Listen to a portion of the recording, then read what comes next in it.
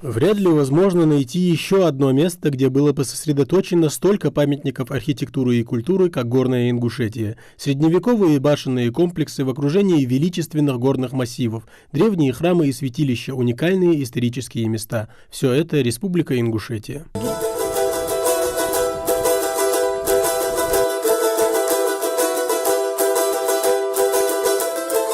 Ни, Вовнушки, Хамхи, Эгикал, Тергим, Цори. В нашей республике счет на башенные комплексы идет на десятки, если не на сотни. Три самых часто посещаемых места туристами – Эгикал, Хамхи и Тергим, находящиеся в непосредственной близости друг от друга.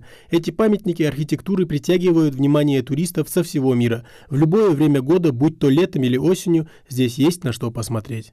Прекрасно. Я просто всегда, когда увидела, что есть такая поездка, наверное, первая, которая присоединилась к ней, потому что когда я жила в Союзе, я сюда не приезжала никогда. И незабываемые будут впечатления в Фейсбуке, что я сделаю рубрику «Узнайте новую Ингушетию». Многочисленные туристы, которые посещают наш регион, выражают свое восхищение перед строителями, возводившими этих каменных исполинов. С течением времени многие башенные комплексы уже разрушились, в том числе и из-за воздействия внешних факторов. А вот Карт, Хамхи, Меллери, Эрзи, эти и другие башни вместе со склепами были отреставрированы. Башни были до такой степени разрушены, что, казалось бы, обратно отреставрировать такие башни было бы невозможно.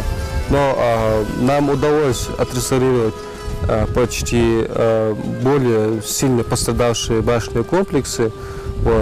Реставрацией башенных комплексов занимается Минкульт. Реставрационные работы, разумеется, очень сложные. Доставлять материал становится проблематично, и еще большей трудностью является желание строителей вернуть башням тот же облик, что был до разрушения. Верхняя часть этой башни, она была серьезно разрушена. Мало того, она не только была разрушена, она нависала и создавала угрозу самому объекту. Это первая была сложность. Вторая сложность, что в основании этой башни находилась серьезная трещина, которую требовалось устранить.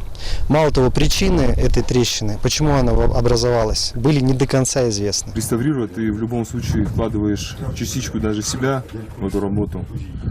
Пытаешься думать и в то же время действовать, как наши предки, можно сказать. Поэтому труд на самом деле очень нелегкий, даже иногда не можешь представить себе, насколько была трудоемкая работа и как они это смогли, в принципе, построить, поэтому очень интересно. Но есть и такие башенные комплексы, которые сохранились на 95%. Речь идет о самом привлекательном для туристов, но труднодоступном в плане поездки башенном комплексе Ний. Здесь возвышается 4 прекрасно сохранившиеся боевые башни на фоне Царейламского хребта. Самое вообще расположение башенного комплекса Ний, если посмотреть с лицевой части этого комплекса в сторону гор, то можно просто представить, что они как бы находятся рядом, впритык с Царейламским хребтом. Это действительно вызывает очень такую большую гордость за свои башни, что предки смогли настолько на такой высоте рядом с такими хребтами построить такие великие башни.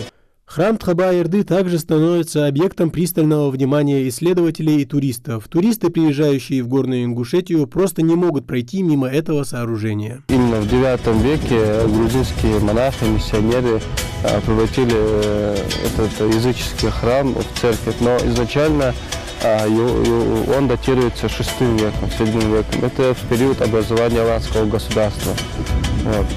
Этот храм сам по себе представляет ценность, очень большую ценность из-за того, что он является самым древнейшим христианским храмом на территории Российской Федерации. Я думаю, что это самое грандиозное здание, сооружение, которое надо внести, скажем так, под охрану ЮНЕСКО, скорее всего. Очень грандиозное строение, очень важное, очень нужное для истории народа. Еще один памятник архитектуры, заслуживающий отдельного упоминания, Вовнушки. Эти башни, возведенные прямо на скалах, являются будто их продолжением. Я думаю, что Ингушетия и башни сторожевые – это такие сооружения, которые достойны называться чудом России.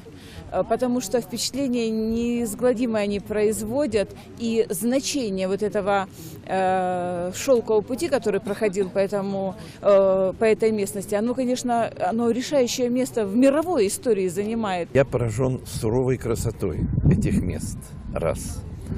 Второе, мы вот сейчас ехали по дороге к этому комплексу. Ну, я профессиональный историк, гражданский историк. Меня вот мысли, как люди жили в таких условиях, очень трудных. Ну, хорошо, вода есть, а хлеб, продукты питания.